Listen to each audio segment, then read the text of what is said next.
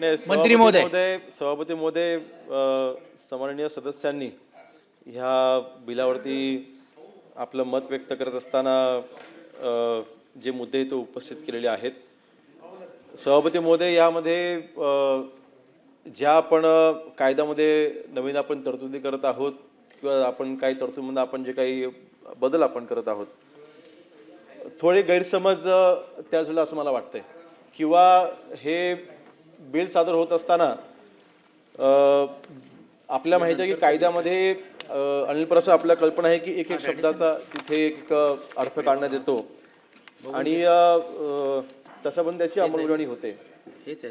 अध्यक्ष सभापती महोदय, मी सर्वप्रथम एक असा गैरसमज झालाय की 24 तासाची जी कस्टडी आहे ती आता 15 दिवसावरती आणि जास्तीत जास्त 30 दिवसावरती नेण्यात आली आहे.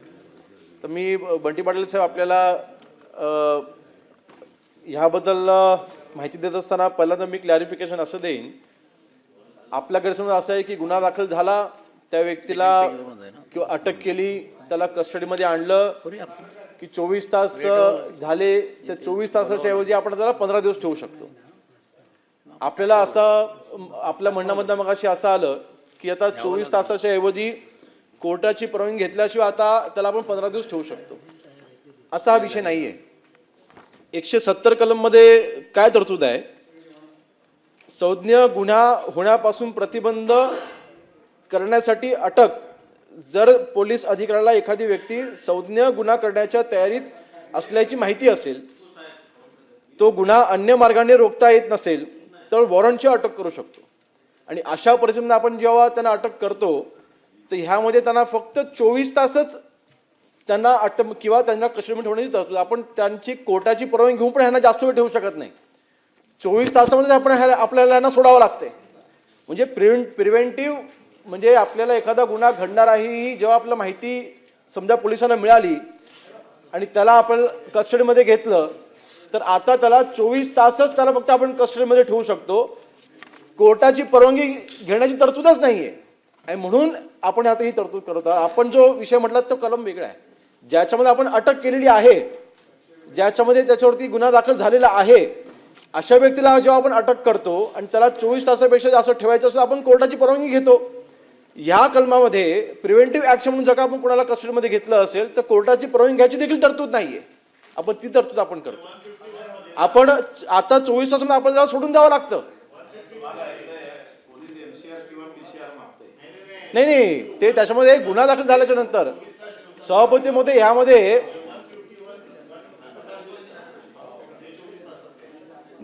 जे आपल्याला प्रिव्हेंटिव्ह ऍक्शन मध्ये जी तरतूद होती, आपल्याला बेसिकली बीएनएस आपण सीआरपीसी मध्ये एवढी तरतूद होती. म्हणजे आपण ज्या गृहराज्य मंत्री होतात त्यावेळी तरतूद होती आणि नंतर बीएनएसएस ज्यावेळेला आलं, म्हणजे बीएनएस म्हणून आपण जेव्हा तरतूद आपण केलं त्याच्यामध्ये ही तरतूद नव्हती. बेसिकली ह्यामध्ये एखाद्या व्यक्ती समजा खून करणार असेल अशी जेव्हा माहिती मिळाली असेल तर त्याची चौकशी करण्याकरता 24 तासापेक्षा जास्त अवधी हा तिथे असावा, अशा पद्धतीचं एक लक्षात आल्याच्या नंतर आपण, आणि हे कोर्टाच्या परवानगीने होणार आहे, हे का सरसकट होणार नाहीये. म्हणजे पोलिसांना उद्या वाटलं की आता 24 आपण ठेवलंय, उद्या आपण 10 दिवस ठेवावं, तसं होणार नाही. पोलिसांना इथे कोर्टाची परवानगी घेऊनच ते 24 तासापेक्षा जास्त ही त्यांना कशी ही ठेवता येणार आहे, परस्पर करणार नाहीये. नंबर 1. नंबर 2, दुसरा आपण जो इथे जो आपण बदल केलेला आहे की ह्यामध्ये अँटिसिपेटरी बेल. आता अँटिसिपेटरी बेलच्या बाबतीत आपण म्हटलं की एखाद्या व्यक्तीला कोर्टामध्ये हजर करायचा जर आपण कंपल्शन घालतोय तर पोलीस त्याला अगोदर अटक करतील, कुठल्याही त्या दारामध्ये आतमध्ये येऊ शकतो.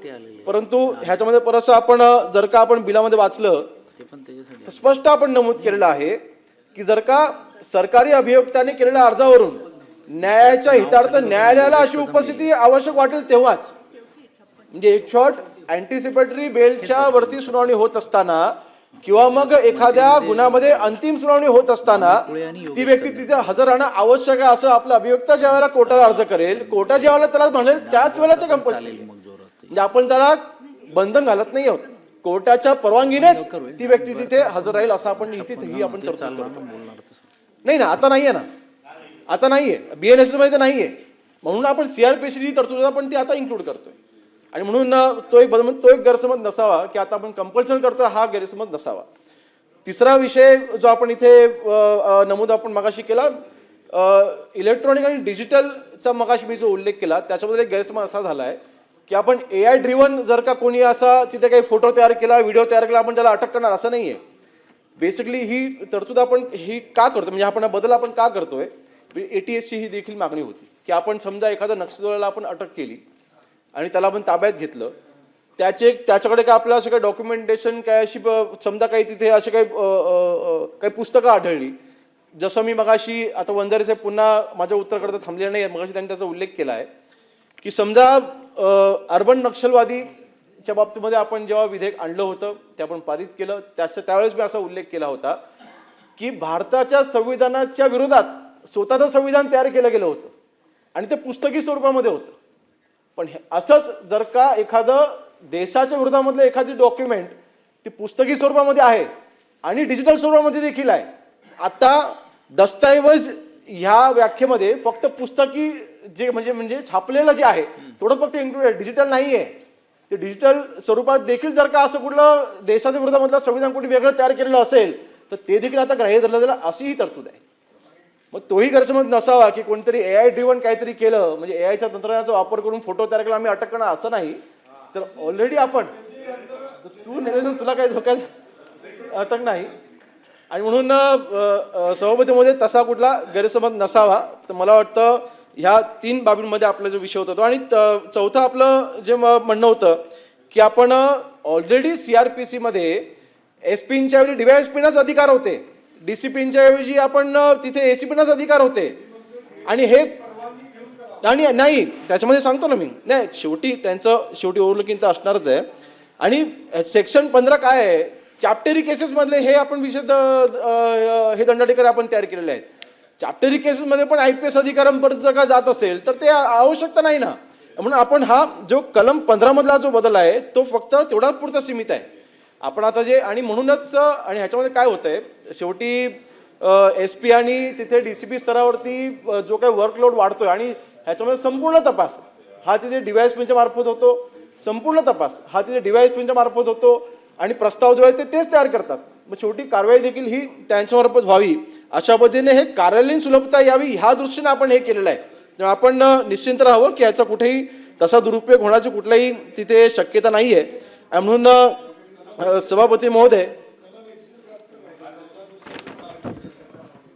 हा मी त्यामध्ये सांगतो मी सभापती महोदय, ह्यामध्ये कलम 173 मध्ये आपण 14 दिवसावरनं आपण जे 6 आठवड्यावरती आपण केलेलं आहे. खरं तर ह्याच्यामध्ये एक बाब आपण लक्षात घेतली पाहिजे की आपण जेव्हा आता BNSचा नवीन जो आता कायदा आलेला आहे त्यामध्ये 3 ते 7 वर्षाची गुन्ह्याच्या बाबतीमध्ये जेव्हा तक्रार येते त्यावेळेला आपण प्राथमिक चौकशी करतो आणि मग ते आपण FIR मध्ये कन्वर्ट करतो. FIR आपण नंतर डायरेक्ट आपण FIR करत नाही. 3 ते 7 वर्ष ज्याच्यामध्ये शिक्षा आहे त्याच्यामध्ये 7 वर्षापेक्षा जास्त ज्याच्यामध्ये शिक्षा आहे त्याच्यामध्ये आपण डायरेक्ट FIR करतो. तर ह्यामध्ये शेवटी सभापतीमध्ये ह्यामध्ये मी आवर्जून एकही सांगेन, अजून एक मुद्दा सांगेन की ह्या 173च्या या कलमाच्या बाबतीमध्ये माननीय सर्वोच्च न्यायालयाने देखील ही तरतूद करण्याची निर्देश आपल्याला दिलेले आहेत की आपल्याला तिथे हे फायंडिंग्स दिलेले आहेत. एक लकिता कुमारी वर्सेस भारत सैद्य अशी एक केस झाली होती, त्या केसमध्ये सर्वोच्च न्यायालयाने देखील ही तरतूद तुम्ही करा अशा पद्धतीचे निर्देश हे दिले होते. त्या अनुषंगाने आपण करतोय. यामध्ये कुठलं आपलं रॉंग इंटेन्शन नाही, कुठलं रॉंग इंटेन्शन आहे. त्यामुळे सभापती महोदय या विधेयकाच्या चर्चेच्या वेळेस सन्माननीय सदस्यांनी इथे ज्या शंका उपस्थित केलेल्या आहेत त्याचं मला वाटतं योग्य पद्धतीने आपण इथे उत्तर दिलं असं मला तरी वाटते. त्यामुळे माझी सन्माननीय सदस्य अनिल परब साहेब असतील, बंटी पाटील साहेब असतील किंवा भाई जगताप असतील, दानवे साहेब असतील, विनंती करेन की आपण एकमताने हे बिल इथे पारित करावं आणि त्या संयुक्त चिकित्सा समितीकडे पाठवण्याची आवश्यकता नाही.